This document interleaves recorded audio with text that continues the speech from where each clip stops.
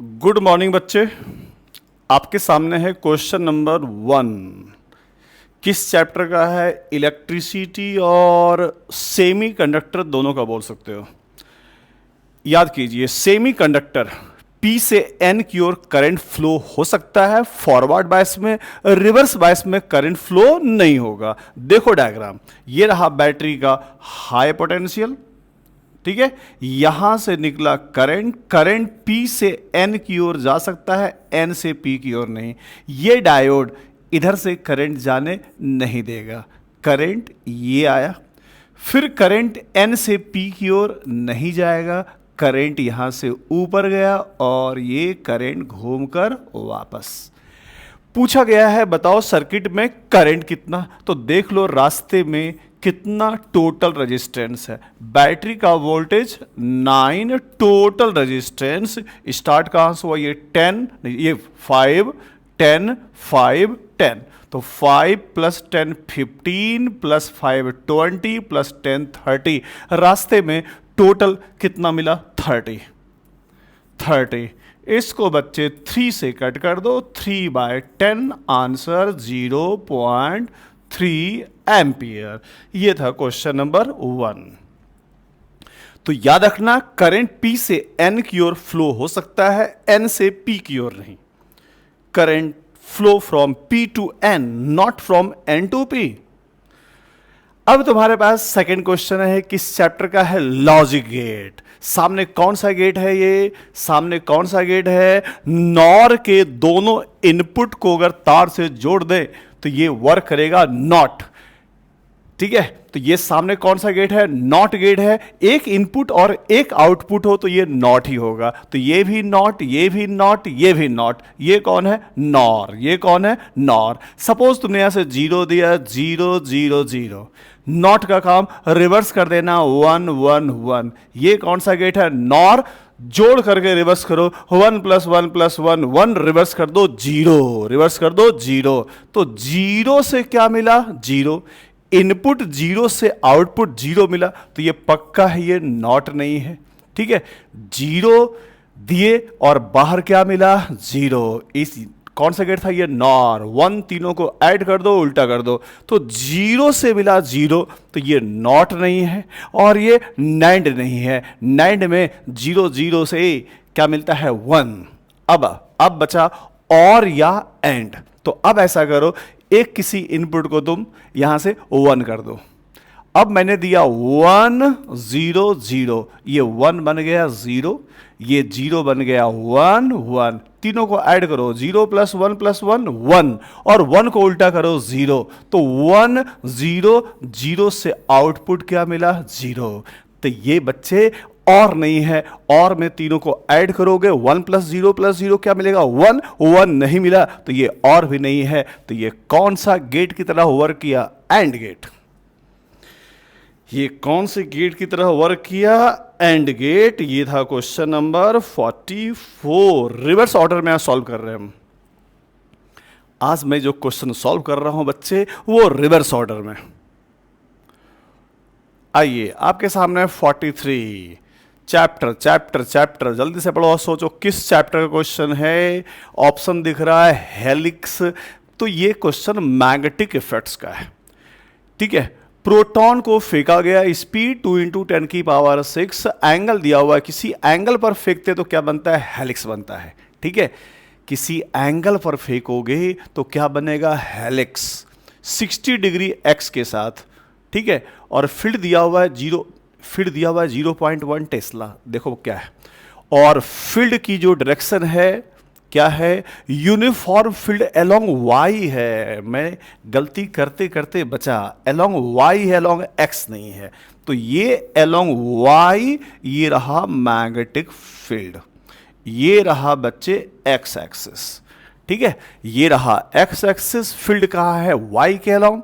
अब तुमने फेंका 60 डिग्री, ठीक है। 60 डिग्री किसके साथ? एक्स के साथ। फेंका गया 60 डिग्री एक्स के साथ, तो एक्स के साथ 60, तो बी के साथ कितना? 30, x के साथ 60 तो b के साथ कितना 30। जो हम लोग पढ़ा करते थे रेडियस ऑफ हेलिक्स, वह किसके साथ एंगल हुआ करता था? b के साथ। ठीक है, क्योंकि इस b का, इस वेलोसिटी का दो कंपोनेंट, ये कंपोनेंट v cos 30 और दूसरा कंपोनेंट v sin 30। तो सर्कल पर घुमाएगा v sin 30 और आगे कौन ले जाएगा? v cos 30। तो रास्ता बनेगा हेलिक्स, रास्ता बनेगा हेलिक्स। तो पहला दो ऑप्शन तो हट गया, सर्कल बनना नहीं है। अब टाइम पीरियड, अब टाइम पीरियड दो ऑप्शन दिया हुआ है। टाइम पीरियड का फार्मूला हेलिक्स बने या सर्कल बने, एक ही फार्मूला है। टाइम पीरियड का फार्मूला बच्चे याद करो, 2πm/qb, ये है टाइम पीरियड का फार्मूला, यही हम लगाने जाने वाले हैं। ठीक है, 2π मास ढूंढो, किसको फेंका गया था? Proton. Mass of proton 1.6 into 10 की power -27 divide by QB, charge on proton 1.6, 10 की पावर -19 चार्ज ऑन प्रोटॉन, और B ढूंढ के लाओ, B 0.1 टेस्ला। बस अब काट दिया जाए, 1.6 कैंसिल। ठीक है, ये दो कैंसिल, तो आंसर 2π से स्टार्ट होगा। 2π यही दिख रहा है। बाकी तुमको रेडियस निकालना होगा, लगा देना फार्मूला। रेडियस का क्या था फार्मूला? रेडियस का formula mv sin θ/qb। Radius of helix का फार्मूला mv sin θ/qb। निकाल देना, आ जाएगा रेडियस। बट दो ही ऑप्शन था, ये नहीं है तो यही होगा आंसर। ये था क्वेश्चन नंबर 43, चैप्टर था मैग्नेटिक इफेक्ट्स। अगला क्वेश्चन फिर से वापस मैग्नेटिक। क्या पूछा गया है? पोटेंशियल एनर्जी को डिक्रीजिंग ऑर्डर में अरेंज करो। पोटेंशियल एनर्जी का फार्मूला, डायपोल हो तो -PE cos थीटा और मैग्नेट हो तो -MB cos theta. Potential energy formula -MB cos theta. Theta 180 cos 180, theta 0 तो u मिनिमम, और थीटा 180 तो u मैक्सिमम, और थीटा 90 तो 0। तो इसके पास u कितना है? 0 है। ये जस्ट अपोजिट है, थीटा 180, इसके पास u मैक्सिमम है, u मैक्सिमम है। और थीटा जब 90 से छोटा हो तो कॉस होगा पॉजिटिव, तो u होगा निगेटिव। ये u निगेटिव है, और थीटा 180 90 से बड़ा हो, थीटा 90 से greater, cos negative, u positive. इसके पास u पॉजिटिव है, मैक्सिमम नहीं, ये पॉजिटिव है। अब बोला गया डिक्रीजिंग ऑर्डर में, ये है मैक्सिमम, तो मैक्सिमम कौन है? a। उससे कम ये पॉजिटिव, उससे कम 0 और उससे कम नेगेटिव, तो maximum a, then c, then b and then d। Answer second. तो याद रखिएगा u की वैल्यू, डायपोल हो, इलेक्ट्रिक डायपोल तो -P cos थीटा, और मैग्नेट हो तो बच्चे -MB cos theta. Next again question किस चैप्टर का? Magnetic effects. 3D फिगर है, 3D फिगर में है। ऑप्शन क्या है छोड़ दो, हम पहले वेक्टर फॉर्म में लिखना सिखाते हैं। ठीक है, देखो ये जो दिख रहा है सेमी सर्कल, किस प्लेन में है? XY, क्लॉकवाइज तो अंदर, तो सेमी सर्कल का मैग्नेटिक फील्ड, सेमी सर्कल का मैग्नेटिक फील्ड पूरा घूमता तो 2π, आधा घूमा तो πI डिवाइड बाय R। और फील्ड क्लॉकवाइज घूम रहा है, फील्ड अंदर है, और अंदर कौन है? ये बाहर Z दिख रहा है, तो अंदर कौन है? -K। ये रहा -K सेमी सर्कल का फील्ड। अब समझो बच्चे स्ट्रेट लाइन, देखो 3D फिगर है, यहां से करंट अंदर जा रहा है, तो यहां से करंट अंदर जाए, ये रहा करंट और ये रहा फील्ड। तो इस सर्कल, इस स्ट्रेट वायर का फील्ड कहां जाएगा? नीचे जाएगा। इसका भी देखो, मैं इधर आ गया, उसमें करंट बाहर आ रहा है, ये बाहर आ रहा है, और O इस साइड है, तो यहां भी देखो करंट और फील्ड कहां जा रहा है? नीचे। तो इसका भी फील्ड यहां पर नीचे है। एक तरीके से और सिखाते हैं, जब दो तार में करंट की डायरेक्शन अपोजिट हो, साइड में सीखो, जब दो तार में करंट की डायरेक्शन अपोजिट हो तो फील्ड होती है सेम डायरेक्शन में। यहां सीखो, इसका क्रॉस होगा और उसका भी इस साइड क्या होगा, क्रॉस होगा। तो जब दो तार में करंट की डायरेक्शन अपोजिट हो तो फील्ड की डायरेक्शन सेम होती है। तो इस दोनों का फील्ड सेम, और कहा नीचे, नीचे कौन है, y, ऊपर नीचे है -y। ये एक साइड इन्फिनिटी, ये भी एक साइड I बाय आर बन गया 2I/r। तो बाकी दो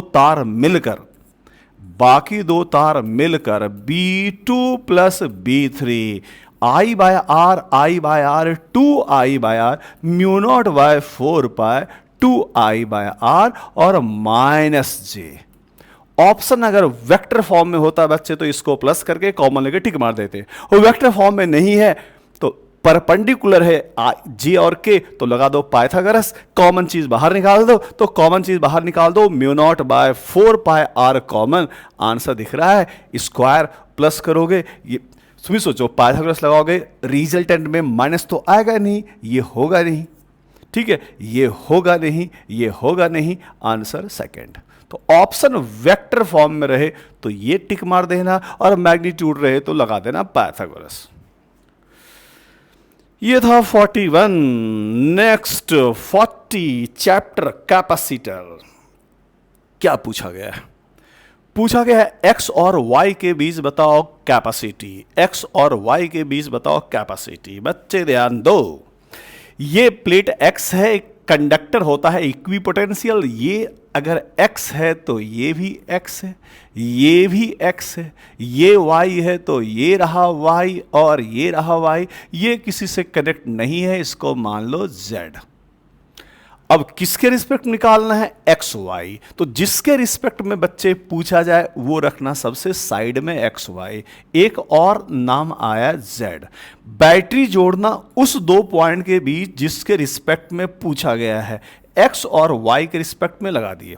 अब देखो सबसे ऊपर का कैपेसिटर किसके बीच है, x और y। तो सबसे ऊपर का कैपेसिटर x y यहां जोड़ दिया। उसके बाद का कैपेसिटर इसको देखो, ये भी एक्स वाई, एक और जोड़ दिया एक्स वाई के बीच, ठीक है। तीसरा देखो ये भी तो एक्स वाई के बीच है, एक्स वाई के बीच। और चौथा देखो वाई और जेड, ये वाई और जेड ये तो क्लोज लूप में है ही नहीं, तो इसका कोई काम ही नहीं है। Now 3 capacitor in parallel, answer 3C, 3 epsilon not A by D, answer second. तो ये था क्वेश्चन कैपेसिटर का। नाउ 39 चैप्टर सरफेस टेंशन लिखा हुआ है। सरफेस टेंशन याद कीजिए, सरफेस टेंशन का एक फॉर्मूला हुआ करता था force upon length, F by length लिखा मैंने। तो F equal to surface tension into length. अब बच्चे एक चीज ध्यान रखना, ये कौन सा लेंथ, जहां पर लिक्विड, सॉलिड, एयर तीनों टच कर रहा हो, तीनों के कॉमन इंटरफेस का L लेते हैं। अब सुनो क्वेश्चन क्या है। एक रिंग है जिसकी डायमीटर, तो समझो इसे बच्चे, ये एक बोर्ड है और ये इसको समझो कि तुम एक लिक्विड का सरफेस है, इसके ऊपर तुमने रिंग रखा। तो विजुलाइज करो, सामने क्या है, एयर है, ये सरफेस क्या है, लिक्विड है, और ये रिंग क्या है, सॉलिड है। कितनी लंबाई पर तीनों मिल रहा है? बच्चे ध्यान देना, इस फॉर्मूले में लेंथ वो लेंथ जहां पर सॉलिड, लिक्विड, एयर तीनों का कॉमन मिल रहा हो। तो ऐसे समझो, बोर्ड का सरफेस कैसा है, लिक्विड, सामने कैसा है, एयर, और ये रिंग कैसा है, सॉलिड। ढूंढो, तीनों जहां मिल रहा है तो ये साइड से बाहर से भी मिल रहा है 2πr और अंदर से भी मिल रहा है 2πr, तो टोटल कितना मिल रहा है, 4πr। तो सरफेस टेंशन का जो फोर्स होगा, यहां सिंबल T बोला गया तो T ले लो, और कितनी लंबाई मिल रहा है, 4πr, और यहां रेडियस r नहीं, अच्छा डायमीटर A दिया हुआ है, डायमीटर A है तो रेडियस डायमीटर का क्या होगा, हाफ होगा। तो डायमीटर का हाफ होगा तो A का हाफ कर दो, ठीक है। तो फाइनली सरफेस टेंशन का फोर्स कितना आ गया, 2 से कट गया, T2πA। तो दिख ही रहा है यहां पर। अब ये टी ये यहां भी दिख रहा है और यहां भी दिख रहा है बेटा। ये जो रिंग है लिक्विड से चिपका हुआ है, उठाओगे तुमको दो लोग अपोज करेगा। कौन कौन? ग्रेविटी के अगेंस्ट और जो लिक्विड के साथ चिपका हुआ है वो भी। तो ग्रेविटी के अगेंस्ट वेट उठाने के लिए तुमको कितना फोर्स लगाना पड़ेगा, लिखा हुआ है force required to pull up the ring. उठाने के लिए वेट को उठाना पड़ेगा और जो चिपका हुआ है लिक्विड से वो उठाना पड़ेगा। Answer third. तो याद रखना surface tension, force upon length, और ये कौन सा लेंथ? Common surface. कौन सा कॉमन सरफेस? जहां पर सॉलिड लिक्विड एयर तीनों मिल रहा हो वहां की लंबाई लेना। अगला क्वेश्चन चैप्टर इलेक्ट्रिसिटी। इलेक्ट्रिसिटी में याद कीजिए बैटरी के लिए फॉर्मूला पढ़ा करते हैं E equal to V plus I R. E equal to V plus I R, V plus I R, V equal to E minus I R. Graph सामने जो बच्चे दिख रहा है वो है V और I के बीच। Y एक्सिस के ऊपर V है तो इस V को मान लो अगर Y है, X के ऊपर कौन है? I है, तो ये मान लो X है। और याद कीजिए straight line Y equal to M x plus c.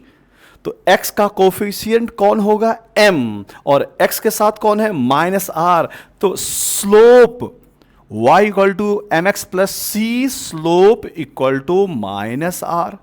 तो इस लाइन का स्लोप बताएगा माइनस इंटरनल, और c ये e y इंटरसेप्ट, ये क्या कहलाता है? y intercept. जहां पर y को कट करेगा वो e होगा। तो देखो जहां पर y को कट कर रहा है यहां कट कर रहा है, तो e equal to 2, E equal to 2, और लाइन का स्लोप निकालो। स्लोप मतलब हाइट अपॉन बेस। किसी लाइन का स्लोप उससे बने हुए ट्रायंगल का हाइट अपॉन बेस। हाइट कितना है? 2 और बेस कितना है? 5। तो उसका स्लोप है internal resistance, height upon base 2/5। ये रहा इंटरनल रेजिस्टेंस 0.4। टिक मारा जाए। EMF 2.5 पहला गलत हो गया। EMF 2 है, ये सही है। इंटरनल तो 0.4 आया यहां पॉइंट, तो ये गलत हो गया है। इंटरनल 0.4 ये सही है। Answer B and D, answer fourth. तो याद रखना E equal to V plus I R. E is EMF, V is the terminal voltage, R is the internal resistance. Next chapter induced EMF, तो induction का ही होगा। Graph किसके बीच है? E और T, इंड्यूस्ड ईएमएफ और टाइम, और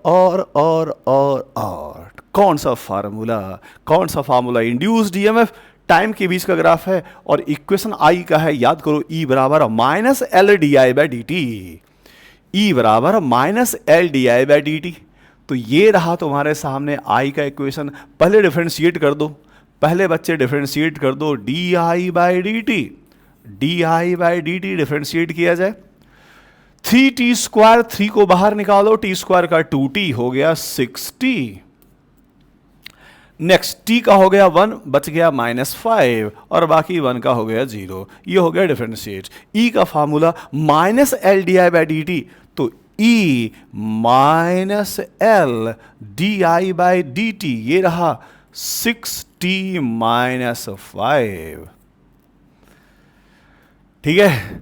और L तो पॉजिटिव कांस्टेंट होता है, तो तुम बोल सकते हो ये माइनस अंदर गया तो E पर चलो E इक्वल टू, ये जब ब्रैकेट ओपन कर दो, माइनस L 6t, और ये माइनस हो गया प्लस 5L। अब वही ग्राफ E और T। E कौन है? Y है। E कौन है बच्चे? Y है। अभी सीखे थे E कौन है? Y। X कौन है? T। तो X का कोफिशिएंट M, तो ये रहा M, और खुद देखो M कैसा है? नेगेटिव। तो उस लाइन का स्लोप निगेटिव होगा, और इंटरसेप्ट पॉजिटिव होगा। Y इंटरसेप्ट पॉजिटिव और स्लोप निगेटिव। Y को प्लस में काटेगा, इसमें देखो कहीं और काट रहा है, ये ओरिजिन को काट रहा है, ये ओरिजिन जा रहा है। Y को कट करेगा पॉजिटिव पर, और स्लोप निगेटिव है। Answer first. Answer first. तो बच्चे याद रखना y equal to M x plus C, X का कोफिशियंट स्लोप, और y c बताएगा y को कहां काटेगा, प्लस रहे तो ऊपर काटेगा और माइनस रहे तो नीचे काटेगा। अगला क्वेश्चन क्या है?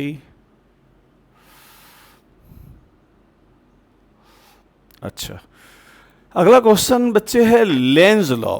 इक्विलैटरल ट्रायंगल को बना दिया गया अचानक से सर्कल। याद रखना सर्कल का एरिया क्या होता है, मैक्सिमम। सर्कल का एरिया क्या होता है, मैक्सिमम। तो क्वेश्चन ये बोला गया है किसी ट्रायंगल को तुमने झटके से बना दिया सर्कल में, तो सर्कल का एरिया क्या होता है, मैक्सिमम। तुमने एरिया बढ़ा दिया, एरिया बढ़ा दिया तो फ्लक्स बढ़ा दिया, फ्लक्स बढ़ा दिया तो लेंज लॉ के अकॉर्डिंगली बढ़े हुए चीज को अपोज करेगा। देखते हैं क्या बोला गया। बोला गया है मैग्नेटिक फील्ड नीचे की ओर। मैग्नेटिक फील्ड नीचे की ओर का है मतलब ये क्रॉस है। तुम अपने कॉपी पर बनाओगे डायग्राम तो दिखेगा फील्ड नीचे है तो ये क्रॉस है। तुमने अचानक से एरिया बढ़ा दिए, फ्लक्स बढ़ा दिए, लेंज का काम अपोज करना। तुमने अचानक से एरिया बढ़ा दिए, फ्लक्स बढ़ गया, अपोज करने के लिए इसके अंदर डॉट बनेगा और डॉट करंट कैसा इंड्यूस होगा, एंटी क्लॉकवाइज। लेंज लॉ का काम अपोज करना। तुमने एरिया बढ़ा दिया, फ्लक्स बढ़ा दिया तो लेंज लॉ अपोज करेगा, क्रॉस को कम करेगा, तो डॉट डॉट के लिए anti clockwise. Answer anti clockwise. तो क्वेश्चन किसका था, ये लेंज लॉ। और याद रखना लोग गलती क्या करते हैं, ड्रॉप का 3D फिगर, ड्रॉप का एरिया मिनिमम और रिंग का एरिया मैक्सिमम। लोग गलती करते हैं, दोनों को समझते हैं घूमा हुआ सर्कल है। तो बच्चे ध्यान रखना ड्रॉप का एरिया मिनिमम और सर्कल का एरिया मैक्सिमम। अगला क्वेश्चन म्यूचुअल इंडक्शन। बच्चे ध्यान देना, फिर रट भी लेना, ठीक है। देखो देखो देखो देखो देखो, मैं समझा रहा हूं सर्कल से।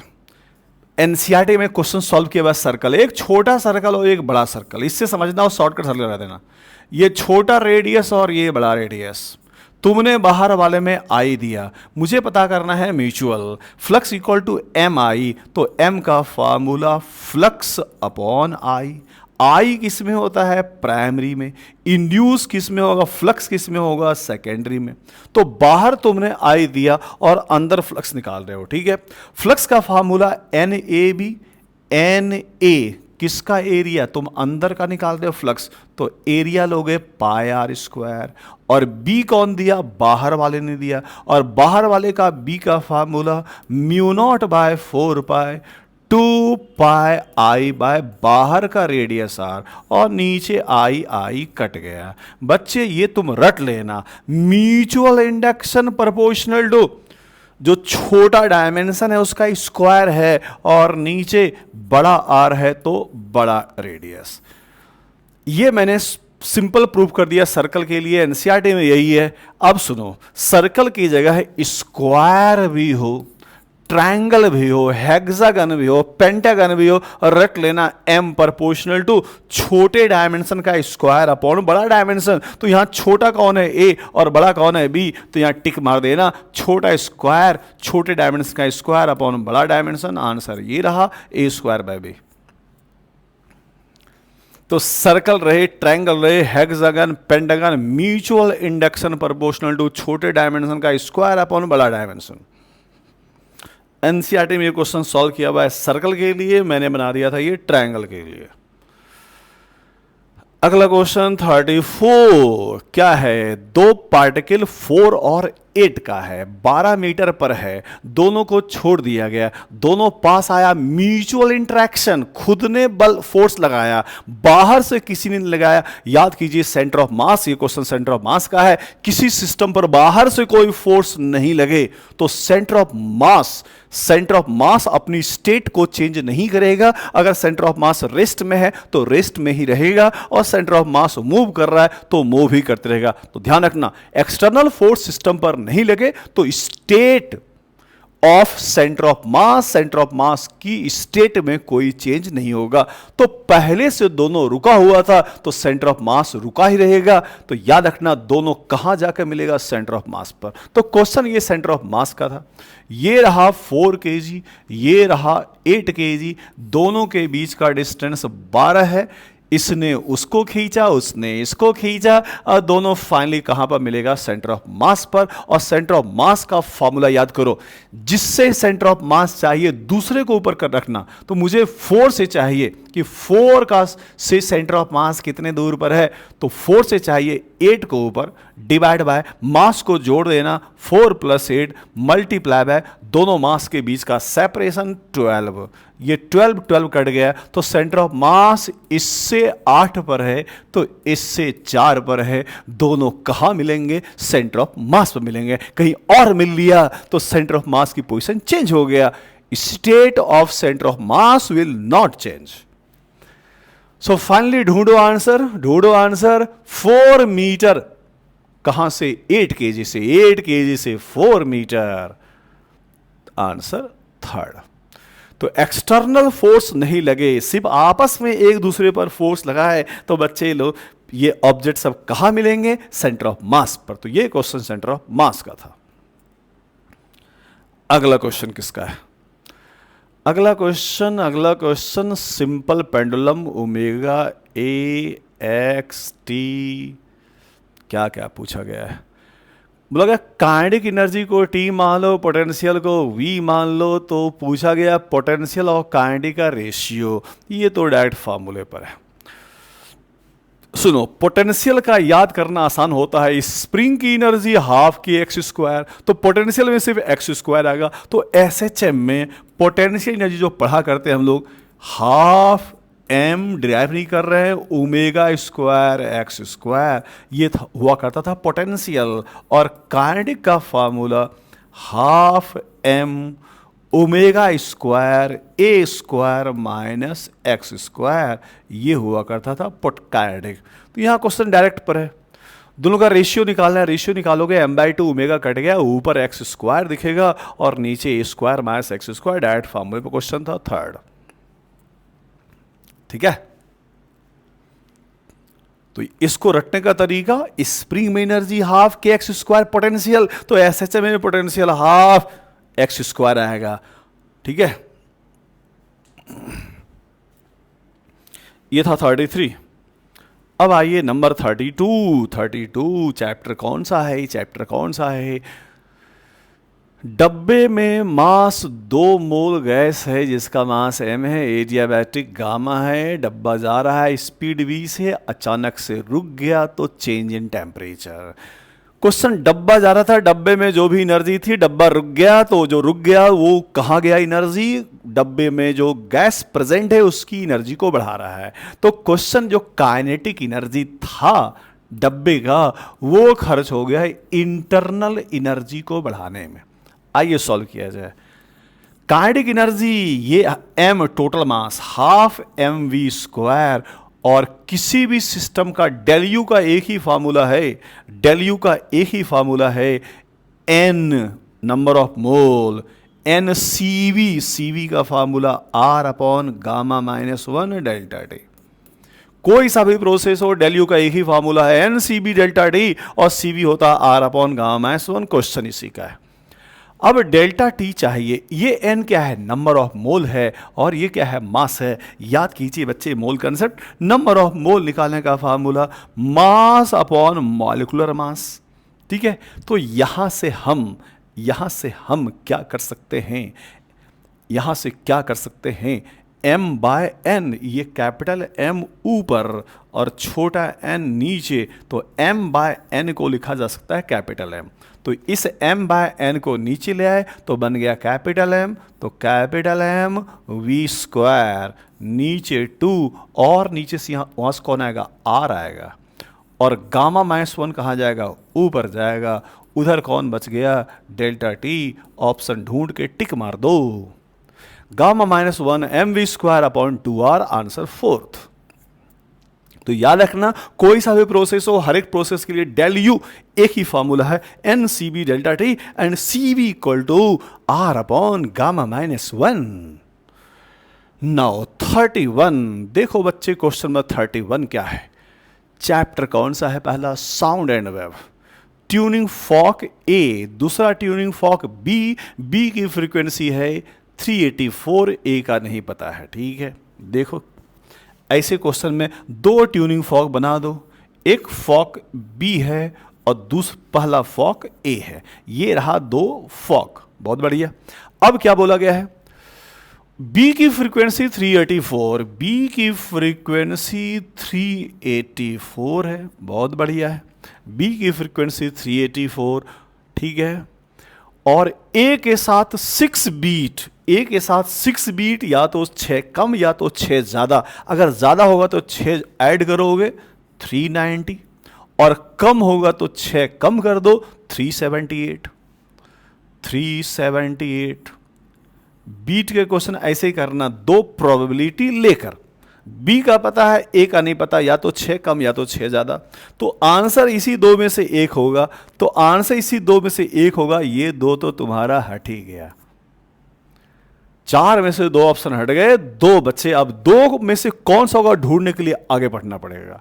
अब क्या बोला गया है? लोडिंग किया गया, वेट बढ़ाया गया, किसका है? ए का। लोड करने पर फ्रीक्वेंसी कम होगा, ए की फ्रीक्वेंसी कम होगा, इसको भी, ये भी कम होगा, और ये रहा तो ये भी कम होगा। कौन है पता नहीं, कम तो होना है। ठीक है, अब बोला गया है लोडिंग करने के बाद जो बीट था 4 बीट सुनाई पड़ रहा है। अब तुम सोचो, इसको तुम लोडिंग करोगे, इसको कम करोगे तो 377, ठीक है। तो अब देखो, अगर इस दो का डिफरेंस 7 हो गया और लोड करोगे तो 376, तो इसके साथ बीट क्या हो रहा है? इंक्रीज कर रहा है। तो ये बोला गया इंक्रीज नहीं, डिक्रीज हो रहा है। तो ये आंसर क्यों होगा? तुमने लोडिंग कर करके इसको तुमने पहुंचा दिया, वे कम करके 388, जैसे ये 388 हुआ होगा, इसके साथ 4 का डिफरेंस, आंसर 4 बीट सुनाई पड़ने लगा, इसलिए ए की एक्चुअल फ्रीक्वेंसी 390, ए की एक्चुअल फ्रीक्वेंसी 390। ये क्वेश्चन किसका था? बीट का था। तो बीट के क्वेश्चन में 4 में से 2 तो यूं हट जाते हैं, बाकी 2 में थोड़ा सा लॉजिक लगाना पड़ेगा। अगला क्वेश्चन, चैप्टर ग्रेविटेशन, हाँ हो सकता है, हाँ। सन के अराउंड कॉमेट मूव कर रहा है और इलिप्टिकल पाथ पर, बहुत बढ़िया। तो क्वेश्चन ये ग्रेविटेशन का है, और पढ़े थे ग्रेविटेशन में क्या कांस्टेंट और क्या वेरिएबल। जब सन के चारों ओर अपना प्लैनेट घूम रहा है तो क्या कांस्टेंट क्या वेरिएबल, ऑप्शन बाद में ढूंढेंगे। सुनो क्या क्या कांस्टेंट हुआ करता था। एंगुलर मोमेंटम कांस्टेंट, क्वेश्चन क्या भूल जाओ पहले भी, अपना प्लैनेट अर्थ के चारों ओर घूम रहा है, सॉरी सन के चारों ओर, पूछा जाए क्या क्या constant? Angular momentum constant with respect to sun, पहला। दूसरा, areal velocity DA by dt constant, 2 चीज कांस्टेंट हो गया। क्या क्या? एरियल वेलोसिटी, एंगुलर मोमेंटम, और तीसरा टोटल एनर्जी कांस्टेंट। बाकी कुछ भी पूछा जाए सब वेरिएबल। तो जब अपना प्लैनेट सन के चारों ओर रोटेट कर रहा है तो सिर्फ 3 चीज constant, areal velocity, angular momentum और मैकेनिकल एनर्जी। आइए ढूंढा जाए। पूछा गया है कौन सी क्वांटिटी कांस्टेंट रहेगा? एंगुलर मोमेंटम कांस्टेंट रहेगा। क्या कांस्टेंट रहेगा? Angular momentum. और क्या कांस्टेंट रहेगा? टोटल एनर्जी बोलो या मैकेनिकल एनर्जी बोलो, ये टोटल एनर्जी। और बाकी जितने दिख रहे हैं सभी वेरिएबल याद रखना, सिर्फ 3 चीज कांस्टेंट, 2 यहां दिख रहा है। तीसरा areal velocity, areal velocity DA by DT, ये बच्चे ध्यान रखना, यही 3 चीज कांस्टेंट, बाकी कुछ भी पूछा जाए सब दिख रहा है वेरिएबल।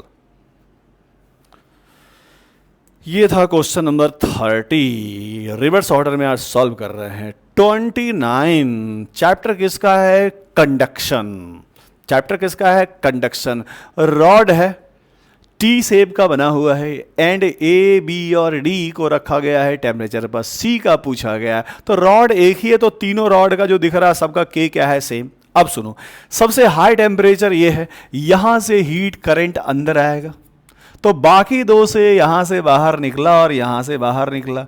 ये मान लिया I1 था, ये मान लो I2 है और तीसरे को मान लो I3 है। टोटल इनकमिंग बराबर टोटल आउटगोइंग। तो I1 कहाँ गया? I2 plus I3। Incoming current बराबर आउटगोइंग। अब देखो तीनों रॉड की लंबाई सेम है क्या?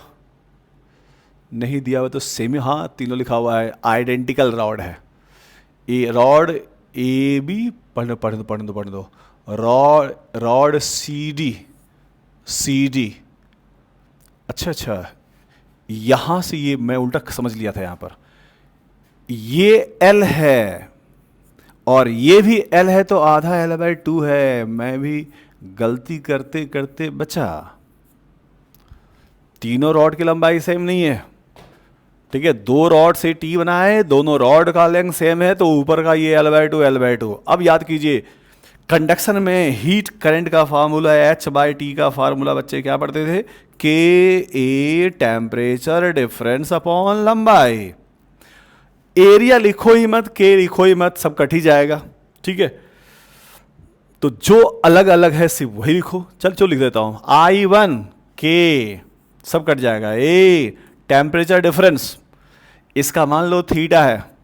टेम्परेचर इसमें बड़ा माइनस छोटा, 100 माइनस थीटा, 100 माइनस थीटा। लंबाई L नहीं L/2 है, तो ये L/2 पहुंच गया ऊपर। ये रहा I1। I2 प्लस I3 लिखो, I2 I2 ये रहा KA बड़ा माइनस छोटा, थीटा माइनस 10। उसकी भी लंबाई L/2 है, तो L/2 प्लस नीचे के रॉड को देखो, नीचे की रॉड की लंबाई L है, तो KA/L temperature difference theta minus 20 बड़ा माइनस छोटा। अब सॉल्व किया जाए, सबका KA/L तो कट गया। ब्रैकेट ओपन किया जाए, 200 minus 2 theta is equal to, इसको ओपन करो, 2 थीटा माइनस 20, इसको ओपन करो, थीटा माइनस 20। अब सॉल्व किया जाए, -20 माइनस 40 इधर ले आओ, प्लस 40 इधर हो गया 240, ये हो गया बच्चे 240। ले जाओ 2 थीटा 2 थीटा थीटा 5 थीटा, बाकी 5 को नीचे से कट कर दो, 5 2 और 5 4 काट दो, 5 4 20, आंसर 48, एकदम एग्जैक्ट आंसर, ठीक है। तो याद रखना बच्चे, कंडक्शन में हीट करंट का फार्मूला KA बड़ा टेम्परेचर माइनस छोटा टेम्परेचर और डिवाइड बाय L। अगला क्वेश्चन किस चैप्टर का है? मैच द कॉलम, लिक्विड का क्वेश्चन है, ठीक है। लिक्विड का क्वेश्चन है,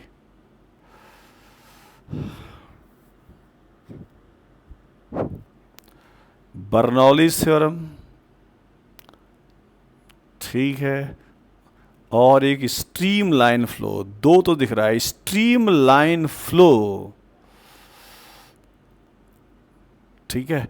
सबसे पहले बर्नौलीज थ्योरम बच्चे किस पर बेस्ड था? Energy conservation. तो पहले में तो कोई डाउट नहीं है, पहले का आंसर फोर्थ, ए का आंसर फोर्थ में अब 2 दिख रहा है, तो सेकंड ऑप्शन तो रेस से बाहर है। ए का बर्नौलीज एनर्जी कंजर्वेशन है, तो ये 2 तो हट गया। अब ए का 4, बी का 2 और डी का एक ही, दोनों में एक ही है, तो डी का 1 हो गया, बिना सोचे आ गया डी का 1, बिना दिमाग लगाए ही डी का 1 आ गया, ठीक है। स्ट्रीम लाइन फ्लो उससे मैच हो गया, ये इससे मैच हो गया।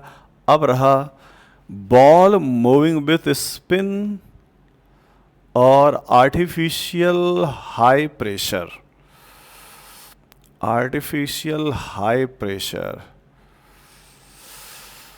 Ball moving with spin uplift due to pressure difference. हाँ, ये भी अपने एनसीईआरटी में एक डायग्राम बना हुआ है, छोड़ो। जब बॉल को हम घुमा के आगे फेंकते हैं, बॉल को ये जा भी रहा है और ये घूम भी रहा है, तो ऊपर और नीचे प्रेशर में डिफरेंस के कारण बॉल अपनी ट्रेजेक्ट्री को चेंज करता है। ठीक है, तो बॉल मूविंग विथ इस जो कौन सा इफेक्ट पढ़ते थे, मैग्नस इफेक्ट, हाँ मैग्नस इफेक्ट शायद। ठीक है, तो ये इससे मैच हो गया, बॉल अपनी ट्रेजेक्ट्री को चेंज किया ड्यू टू प्रेशर डिफरेंस, ये हो गया। और आर्टिफिशियल हाई प्रेशर, अब तो क्या करना है।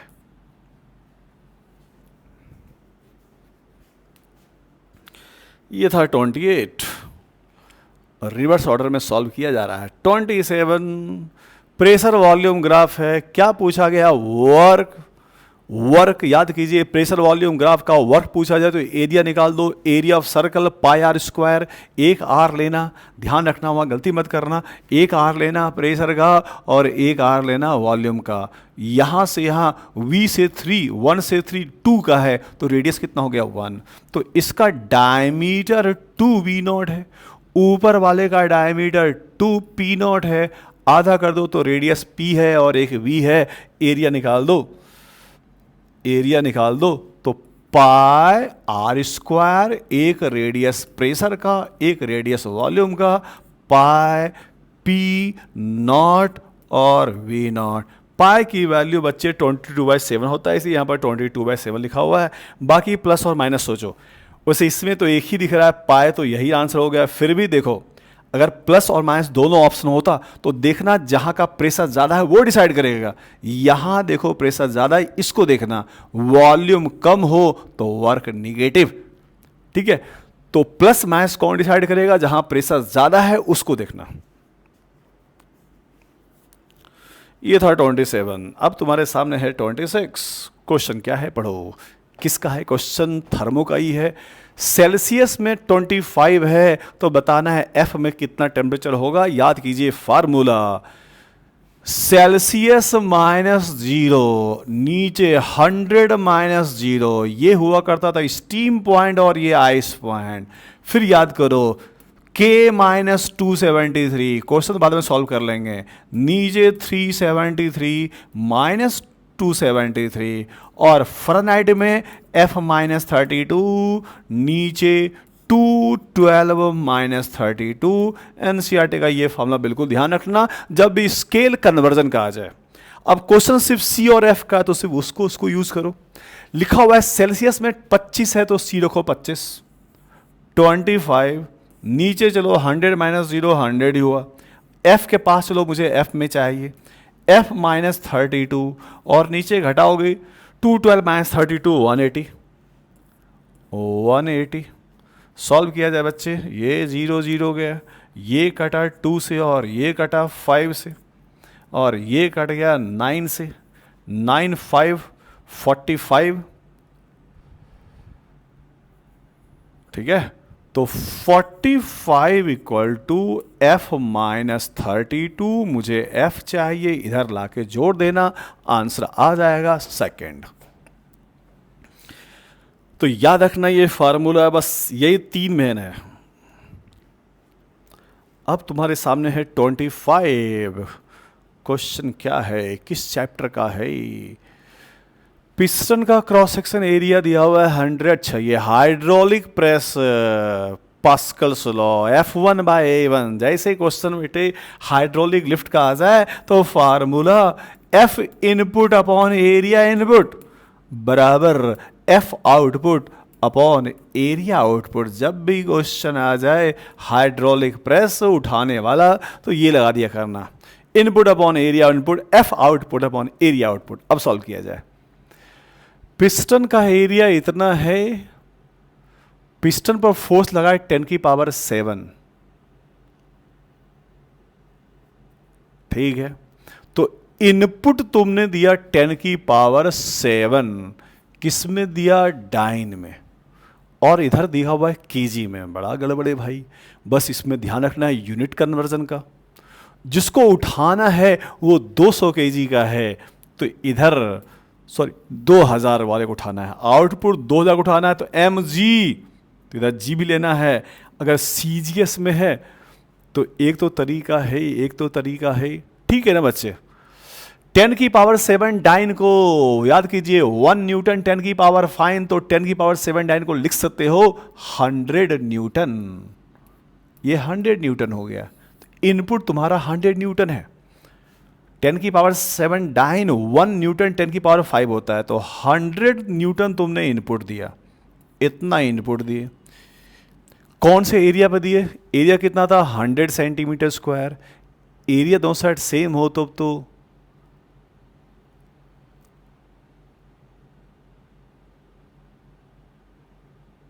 अच्छा दूसरे का, अच्छा एरिया यहां भी सेंटीमीटर, वो भी सेंटीमीटर, एरिया निकालना है तो मत बदलो, नीचे लिखा हुआ है सेंटीमीटर, ये एरिया नहीं बदलना है क्योंकि दोनों साइड सेंटीमीटर है।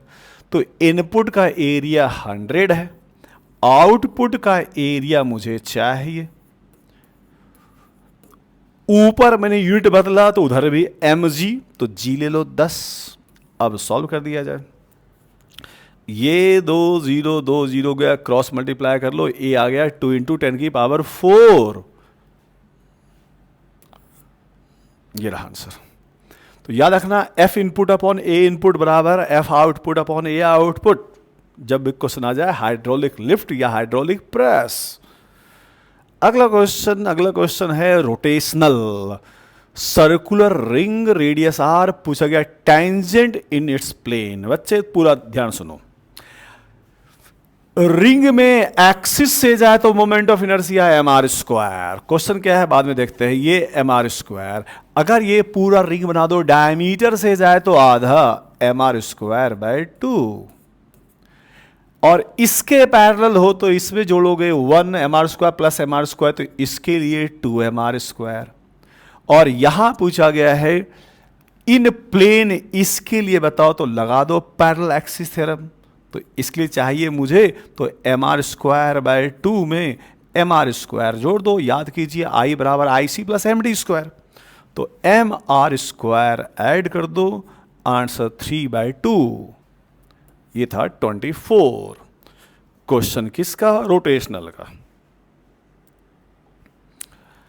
अगला क्वेश्चन 23 चैप्टर कौन सा है? किसी टेबल के ऊपर, फ्रिक्शनलेस टेबल के ऊपर 1/3 रस्सी, ठीक है, 1/3 नीचे लटक रहा है। क्वेश्चन है किसी टेबल के ऊपर, किसी टेबल के ऊपर क्या है? रस्सी है। किसी टेबल के ऊपर ये रस्सी है जिसका 1/3 नीचे लटक रहा है। तो ऊपर 2/3 है, नीचे 1m/3 है, ठीक है। m/3 नीचे लटक रहा है, तो ऊपर खींचने में तो बच्चे ये तो ऑलरेडी ऊपर ही है, तो इसको सोचो ही मत, सिर्फ देखना जो लटक रहा है उसको ऊपर लाना है। u का फार्मूला लाने में कितना वर्क? mgh। अब सिर्फ इसको उलाना है टेबल के ऊपर, जो ऊपर इसको भूल जाओ, उसको उठा के ऊपर रखना है, तो कितना वर्क करना पड़ेगा? डेल यू के बराबर। तो नीचे का मास m नहीं है, m/3 है, mg कर होगा। g और h किसका? सेंटर ऑफ मास का। देखते हैं सेंटर ऑफ मास कितना उठेगा। तो ये 1/3 नीचे है, तो सेंटर ऑफ मास इसके बीच में होगा, तो बीच में कितना? इसका आधा, 1/6, L/6। टिक मार दो, mgl/18।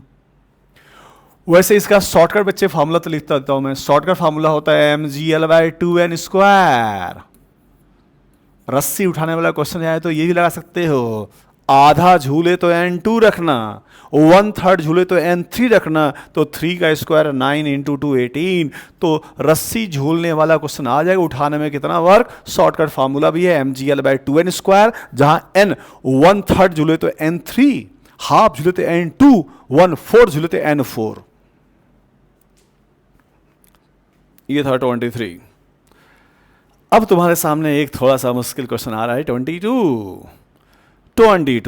एक रिंग पर 3 टुकड़े चिपके हुए हैं, ठीक है। सुनो बच्चे, रोलिंग मोशन में ध्यान देना।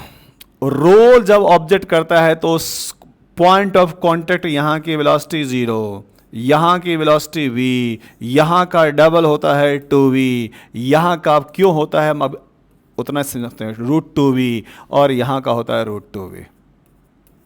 ठीक है, बॉटम का 0, प्योर रोलिंग में बॉटम का 0, v2v, √2v क्वेश्चन इसके है। अब मुझे ये रोल करते हुए आगे जा रहा है, एनर्जी चाहिए, तो ये 3 पार्टिकल का अलग निकालो और रिंग का अलग निकालो। ठीक है, आई प्लस तीनों पार्टिकल पूरे निकाल रहे हैं। रिंग में रोटेशनल भी है, जा भी रहा है घूम भी रहा है, जा भी रहा है घूम भी रहा है। देखो बच्चे, निकालूं मैं, देखो पहले निकालते हैं छोटे छोटे पार्टिकल का। इस पार्टिकल का हाफ मास 2m और इसकी वेलोसिटी साइड वाले का √2v, इसका स्क्वायर करोगे 2v² प्लस इसका निकालो half m velocity √2v square कर देंगे।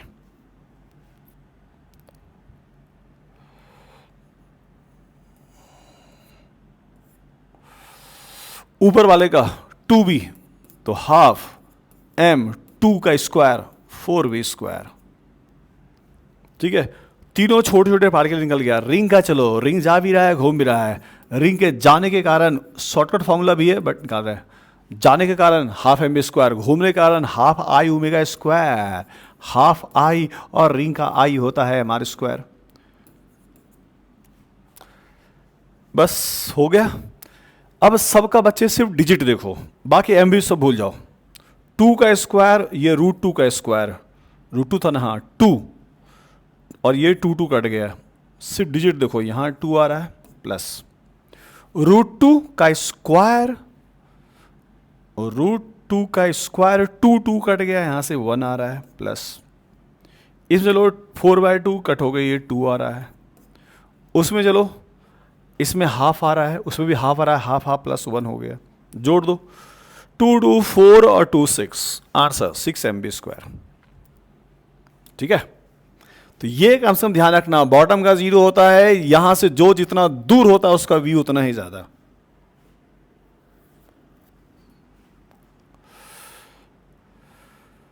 क्वेश्चन मोमेंट ऑफ इनर्शिया का ही है बच्चे, ध्यान सुनो।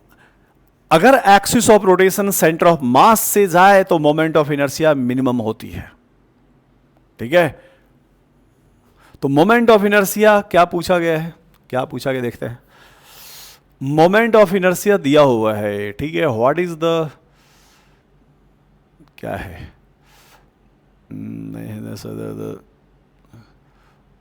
इज गिवन बाय द, ठीक है ना। तो मोमेंट ऑफ इनर्शिया किसके रिस्पेक्ट में होता है बच्चे, मिनिमम सेंटर ऑफ मास के रिस्पेक्ट में। तो ये मिनिमम, तो लगा दो मैक्सिमम मिनिमम का कंसेप्ट, इसको डिफरेंशिएट करके 0 करो, तो di/dx, किसी भी चीज का मैक्सिमम मिनिमम चाहिए तो डिफरेंशिएट करके 0 करते हैं। तो 2x² का हो गया 2x, माइनस 12x का हो गया 1, और बाकी क्या हो गया 0। सेंटर ऑफ मास के लिए मोमेंट ऑफ इनर्शिया मिनिमम के लिए डिफरेंशिएट करके इसको 0 के बराबर कर दो, इसको सॉल्व कर दो, उधर ले जाओ 4x = 12, तो x = 3। तो ये क्वेश्चन बोल सकते हो कंसेप्ट का था, axis of rotation centre of mass से जाए तो मोमेंट ऑफ इनर्शिया मिनिमम होता है, और किसी चीज का मिनिमम के लिए डिफरेंशिएट करके 0 करना होता है। ये था 21। अगला क्वेश्चन एंगुलर मोमेंटम।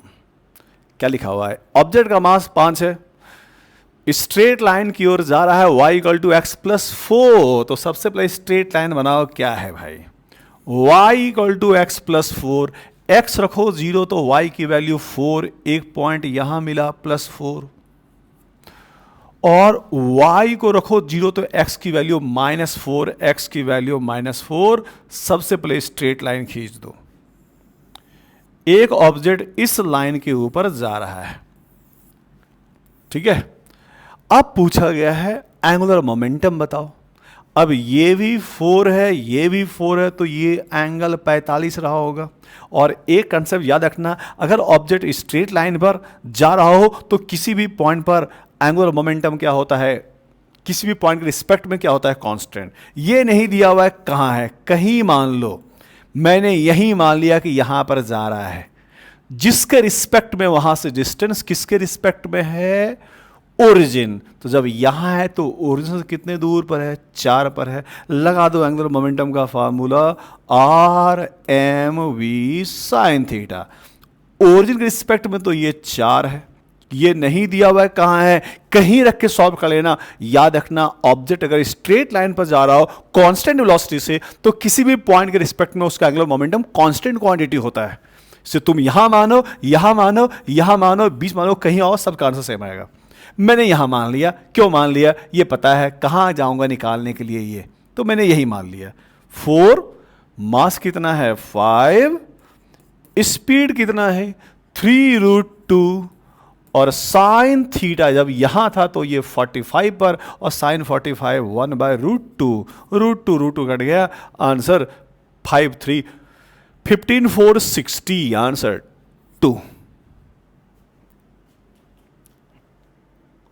ये था 20।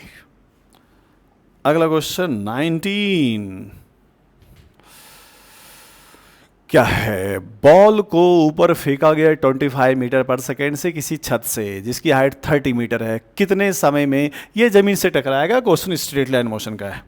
ये एक बिल्डिंग है, एक पत्थर को तुमने यहां से ऊपर फेंका, ये और ये जाके टकरा गया, पूछा गया कितने टाइम में जाएगा। ये है बच्चे इनिशियल पोजीशन और ये रहा फाइनल। स्ट्रेट लाइन मोशन का इक्वेशन टाइम चाहिए, लगा दिया s बराबर ut plus half at²। Sign convention, जो ऊपर हो प्लस और जो नीचे हो माइनस। ऑब्जेक्ट फाइनली गया कहाँ, नीचे गया तो s लेना माइनस। बिल्डिंग की हाइट 30 मीटर, डिस्प्लेसमेंट भले ऊपर गया और यहां पहुंचा, डिस्प्लेसमेंट तो होता है शॉर्टेस्ट डिस्टेंस, इनिशियल और फाइनल। तो ये है इनिशियल और ये है फाइनल, तो नीचे गया -30, s लिखा -30 बनेगा फिर क्वाड्रेटिक। शायद फेंका था ऊपर कितने से, 25 से, तो 25t। ए एक्सलेशन ऑलवेज डाउनवर्ड, तो माइनस नहीं होगा, 10/2 हो गया बच्चे, ये 5 × t²। सभी में 5 कम कर दो, 5 कॉमन लेके काट दो तो -6, 5t -t²। सबको इधर ले आओ, बन गया इक्वेशन। क्या बन गया इक्वेशन, क्या बन गया इक्वेशन, t² -5t -6 बराबर 0। एक दो तरीका है, क्वाड्रेटिक सॉल्व कर लो, बट सामने 4 ऑप्शन तो ऑप्शन रख के चेक कर लो, अगर क्वाड्रेटिक नहीं करना है तो ठीक है, ऑप्शन रख के चेक कर सकते हो, अदरवाइज कर दो। क्वाड्रेटिक लगाता हूं मैं। ये कौन है b, ये कौन है c, a कौन है 1, तो a की वैल्यू 1 है, b की वैल्यू -5 है और c की वैल्यू -6 है। लगा दो क्वाड्रेटिक इक्वेशन, -b माइनस हो गया प्लस, प्लस -b², 5 का स्क्वायर 25, -4ac, माइनस ये प्लस हो गया, ये हो गया 29 डिवाइड बाई 2, 25 और 24 29, 49 का √7, बहुत बढ़िया आ गया। टाइम कभी निगेटिव नहीं होगा, प्लस लेना, तो 5 + 7/2, 12/2, आंसर 6। 19 का आंसर 1, 19 का आंसर 1। अब तुम्हारे सामने है 18।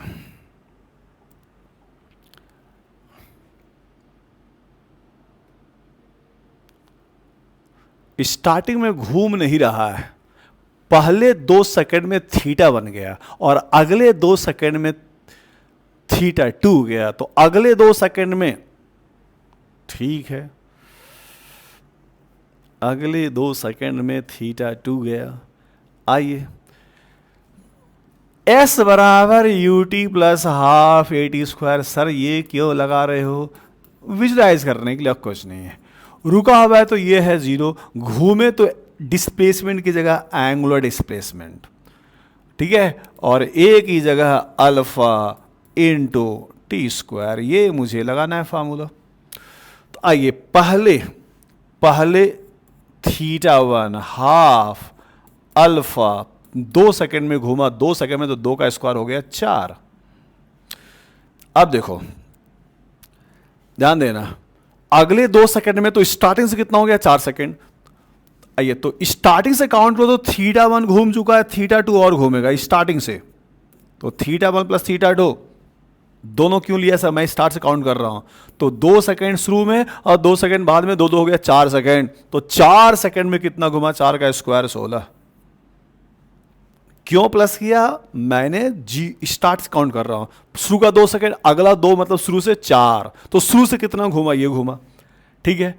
अब मुझे क्या चाहिए, रेशियो चाहिए सर, रेशियो कैसे निकलेगा, डिवाइड कर दो सेकंड बाय फर्स्ट, तो सेकंड बाय फर्स्ट करोगे तो θ1 प्लस θ2 बाय θ1, अल्फा बाय 2 ये तो कट ही गया, 16 बाय 4 ये 4 आ गया। अब बच्चे इसको सेपरेट कर दो, θ1 बाय θ1 1 प्लस θ2 बाय θ1 बराबर 4, इधर गया तो 1, तो θ2 बाय θ1 3, टिक मार दो, θ2 बाय θ1 आंसर 3। और भी तरीका हो सकता था, एक तरीका कर दिया मैंने। यह था 18, अब सामने है 17, क्वेश्चन बीट का है। टी का कोफिशिएंट ओमेगा और ओमेगा का फार्मूला 2πf, तो टी का कोफिशिएंट ओमेगा और ओमेगा का फार्मूला होता है 2πf, f1 मान लो, तो 2πf1 दिया हुआ है 250। यहां देखो टी का कोफिशिएंट अगेन ओमेगा, ओमेगा फिर होता है बच्चे 2πf, तो 2πf2 दिया हुआ है 260 पाए। अब काटो छाटो, यहां 250 पाए है, 255 पाए पाए गया, f1 आ गया बच्चे 125, और यहां से 2 से काटो, एक पाए काटो, आधा कर दो, f2 280, सॉरी 26 का आधा 13 होता है बच्चे, तो ये 130 हो गया, 130 और 125 का डिफरेंस 5, आंसर कितने बीट हो गए, 5 बीट। ये था 17। अगला क्वेश्चन SHM, यहां लोग गलती करते हैं, ध्यान सुनो, लोग गलती करते हैं यहां पर एक सीरीज 2 पैरेलल, एक्चुअली यहां तीनों पैरेलल है, ध्यान सुनो बच्चे, सिखाता हूं। 2 स्प्रिंग के बीच कोई ऑब्जेक्ट नहीं आए, 2 स्प्रिंग के बीच अगर कोई ऑब्जेक्ट नहीं आए तो वो होगा सीरीज में, ठीक है। इस 2 में तो कोई डाउट नहीं, ये दोनों पैरेलल में है, k प्लस k कितना हो गया 2k, कंफ्यूजन होता है इसमें बच्चों का। देखो अब ये स्प्रिंग है 2k का, ये रहा ऑब्जेक्ट, और उधर स्प्रिंग है एक k का। अब ध्यान सुनना, तुम इधर खिसकाओगे तो ये कंप्रेस हो गया, तो चाहेगा नेचुरल में आने के लिए, और ये इलोंगेट हो गया तो एक्चुअल में तुम इधर दबाओगे तो ये स्प्रिंग बोलेगा भाई इधर जाओ, और ये भी इधर जाएगा, दोनों की फोर्स की डायरेक्शन सेम होगी, तो ऑब्जेक्ट पर लगने वाला टोटल फोर्स खिसकाने के बाद उसने लगाया kx और इसने लगाया 2kx, तो मिलकर टोटल फोर्स हो गया 3kx, यही तो k इक्विवेलेंट है। टाइम पीरियड का फॉर्मूला 2π√m/3k। तो एक्चुअली बच्चे यहां पर तीनों पैरेलल में है, 2 तो दिख ही रहा है, 1 दिख नहीं रहा था, तो कुछ बच्चे बोले सर ये कहां से पैरेलल में आ गया। तो बच्चे यहां पर ऐसे सोचो एक बार, और हम यहां पर है, एक स्प्रिंग यहां, एक स्प्रिंग यहां, ठीक है, इधर गए तो ये, अब बताओ ऐसे सोचो, सिर्फ एक स्प्रिंग है इस साइड, मैं इधर गया, ये उसने अपनी ओर खींचा, तो इसने इधर खींचा, उल्टा सोचो एक इधर भी है, तो जब मैं इधर गया तो इसको कंप्रेस कर दिया, इसको कंप्रेस कर दिया, तो ये भी आएगा अपने नेचुरल में, तो ये भी इधर लगाएगा, तो एक्चुअली में यहां तीनों स्प्रिंग की फोर्स की डायरेक्शन सेम है, तो यहां से खिसकाओगे, ये कंप्रेस हो गया तो नेचुरल जहां चाहेगा, तो ये कंप्रेस हो गया, इधर लगा, इलोंगेट हो गया, ये भी इधर, ये भी इधर। एक तरीका बताए थे, पैरेलल में कम डेल्टा एक्स सेम होता है, तो तुम ही सोचो, इसकी लंबाई जितने से बढ़ा इसकी लंबाई उतने से कम हुआ। सीरीज में क्या सेम होता है, फोर्स सेम होता है, और पैरेलल में चेंजिंग लेंथ सेम होता है। इस दोनों की लंबाई जितने से बढ़ा इसका उतने से कम हुआ। तो change in length same, parallel में, फोर्स सेम, सीरीज में। ये दोनों सीरीज में नहीं है क्योंकि ऑब्जेक्ट आ गया तो ये दोनों पर लगने वाला फोर्स सेम नहीं है। जैसे लॉज ऑफ मोशन में भी स्प्रिंग मासलेस हो तो सब जगह फोर्स सेम, बीच में मास आ जाए तो फोर्स बदल जाएगा। ये था 16। अब तुम्हारे सामने है नंबर 15। चैप्टर कौन सा है? थर्मो का है, adiabatic. 2 mole mono atomic gas, temperature, starting temperature 500 था। वर्क बताओ। एडियाबैटिक में बच्चे वर्क का फॉर्मूला याद दिलाओ मुझे। एडियाबैटिक का वर्क का formula P initial V initial minus P final V final work by external upon gamma -1। Temperature दिया है तो पीवी को एनआरटी लिख देना। तो ये टेम्परेचर दिया हुआ है तो पीवी को लिखा NRT initial minus NRT final divide by gamma -1। लग रहा है फॉर्मूला। कितने मोल है बच्चे? 2 मोल है। एनआर कॉमन ले लो, चल रख दो पहले। 2 मोल है तो 2R। Initial temperature 500 minus 2R। अब टेम्परेचर कितना हो गया? हाफ हो गया। हाफ हो गया तो ये 250 हो गया। और नीचे गामा -1 मोनोटॉमिक है क्या? मोनोटॉमिक। गामा 5/3 -1, मोनो का गामा 5/3।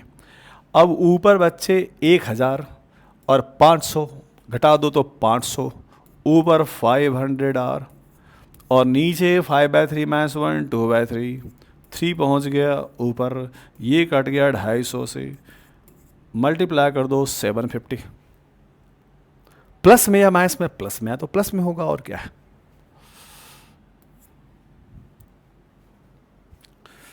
तो याद रखना एडियाबैटिक का work P initial V initial minus P final V final upon gamma -1।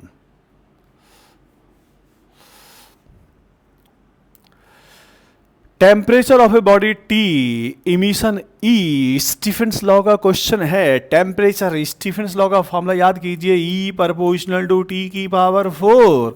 तो टेम्परेचर को डबल कर दोगे तो 2 की पावर 4, टेम्परेचर को डबल कर दो 2 की पावर 4 16 टाइम्स। Answer second.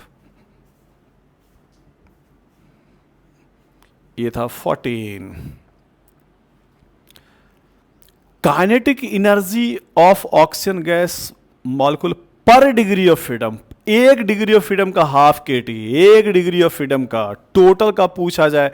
सुन बच्चे, एन मोल का होता है। ध्यान दो, पहले याद दिलाओ मैं। कोई सा भी गैस हो, U का फार्मूला F/2 nRT। ये फार्मूला होता है एन मोल का। ठीक है। अब तुमसे पूछे U बताओ पर डिग्री ऑफ फ्रीडम, मतलब 1 डिग्री ऑफ फ्रीडम के लिए तो 1 रखोगे तो nRT/2, 1 मोल के लिए तो RT/2 और 1 मॉलिक्यूल के लिए तो KT/2। Answer third.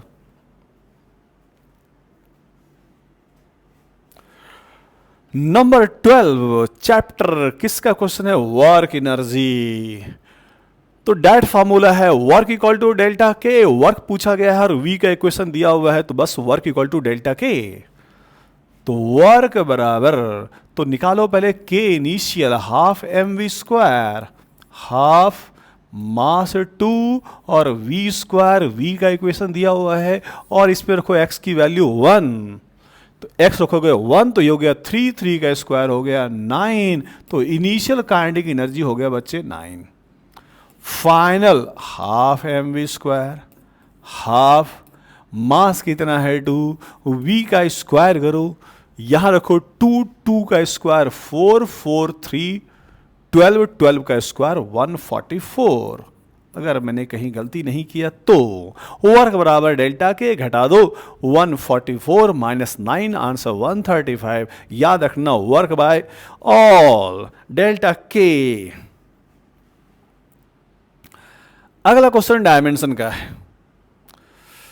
बोला गया किसका डायमेंशन डिफरेंट है? आरसी कहलाता है बच्चे टाइम कांस्टेंट, आरसी का dimension D, L by R भी टाइम कांस्टेंट, ये भी टी है। और ये कहाँ से सोचें सर?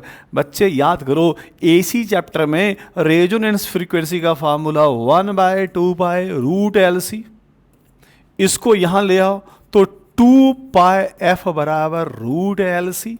2πf क्या होता है? ओमेगा। तो एसी चैप्टर में ओमेगा का फ्रीक्वेंसी 1/√LC। और भी तरीका है, ठीक है। अब ओमेगा होता है 2π/T, 2π/T बराबर √LC, ठीक है। तो √LC का डायमेंशन भी टी है, तो √LC का भी डायमेंशन टी है, तो डिफरेंट ये है। अच्छा, ये इसका क्या होता? टाइम पीरियड बच्चे ये SHM में 2π√m/k। अगर मैं इसका पूछूं, इस पाई को हटा दो, स्क्वायर बोथ साइड, तो टी नहीं, तो √m/k का क्या होता? टी होता नहीं, हाँ √m/k। तो यहां k उल्टा है, तो इसका डायमेंशन एक्चुअली 1/t है। तो फोर्थ ऑप्शन का 1/t है, बाकी तीनों का t है। ये था नंबर 11। अगला क्वेश्चन सैटेलाइट ग्रेविटेशन का क्वेश्चन है। सैटेलाइट ग्रेविटेशन का क्वेश्चन है, क्या है क्वेश्चन? सैटेलाइट की टोटल एनर्जी, पोटेंशियल तो सबको सिंपल याद करना होता है। सुनो, टोटल एनर्जी और काइनेटिक एनर्जी की वैल्यू सेम, चाहे सैटेलाइट घूमे या इलेक्ट्रॉन घूमे। और पोटेंशियल एनर्जी का आधा होता है। तो सबसे पहले पोटेंशियल तो रटना आसान होता है, U का फार्मूला -gm1m2/r। अब पोटेंशियल का आधा कर दो तो टोटल एनर्जी इसका आधा कर दो, ये हो गया टोटल एनर्जी। तो ये टिक मारते टोटल एनर्जी, ठीक है। ये टिक मारते जब पूछता कौन सी एनर्जी? पोटेंशियल। और टोटल एनर्जी को प्लस कर देते तो किसका बनता? Kinetic energy. ये था 10। नंबर 9, होलोस्फीयर रोल कर रहा है। तो बताओ, शॉर्टकट लगा दो बच्चे, कहाँ मैं सॉल्व करूं? 1 + होलोस्फीयर घूमे तो 2/3, 1 + 2/3 mv²/2, मैं लगा दिया डायरेक्ट। तो 3 + 2 5 और नीचे 6, आंसर 5/6। रोल करे तो 1 प्लस और ये होलोस्फीयर का 2/3 mv²/2 लगा दिया डायरेक्ट, शॉर्टकट फार्मूला। कहाँ मैं सॉल्व करूं लंबे से। क्वेश्चन नंबर 8, ये भी कुछ बच्चे कहाँ तक सर ये देखो, इसको मैं सॉल्व करा 2 तरीके से, ध्यान दो। एक रस्सी दीवार में बंधा हुआ, अगर एक लूप बने, नोड से नोड के बीच का गैप होता है λ/2।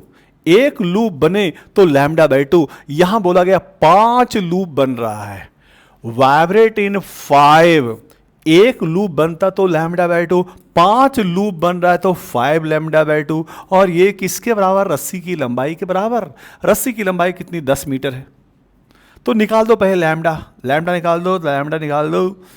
तो ये कट गया 2 से, क्रॉस मल्टीप्लाई कर दो, लैम्डा आ गया 4। इस लैम्डा का क्या करें सर? क्योंकि मुझे फ्रीक्वेंसी चाहिए, याद कीजिए फार्मूला V = f लैम्डा, तो f = v/λ। v 20 और लैम्डा है 4, कट गया आंसर 5। और भी तरीके हैं, एक तो कर दिया मैंने। एक लूप की लंबाई λ/2, 5 लूप रहा तो 5 λ/2।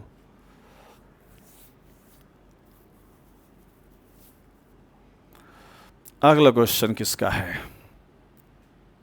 लिक्विड। कोई ऑब्जेक्ट का 50% लिक्विड में फ्लो कर रहा है, ठीक है। अब बोला गया है यदि डब्बे को ऊपर ले जाए, क्वेश्चन बच्चे ये है, लिफ्ट के अंदर मान लो किसी लिक्विड में कोई ऑब्जेक्ट फ्लोट कर रहा है। लोग गलती क्या करते हुए सुनाता हूं। ये फ्लोट कर रहा है 50% मान लो। अब यदि ये ऊपर एक्सलरेट करे तो अब कितना परसेंट इस पानी के अंदर, कितना परसेंट बाहर? ध्यान सुनो, लोग गलती क्या करते हैं सर, एक्सलरेट के तो स्यूडो फोर्स लगा तो ऑब्जेक्ट नीचे डूबेगा। ध्यान देना, सपोज ये कितना फ्लोट कर रहा है मुझे नहीं पता,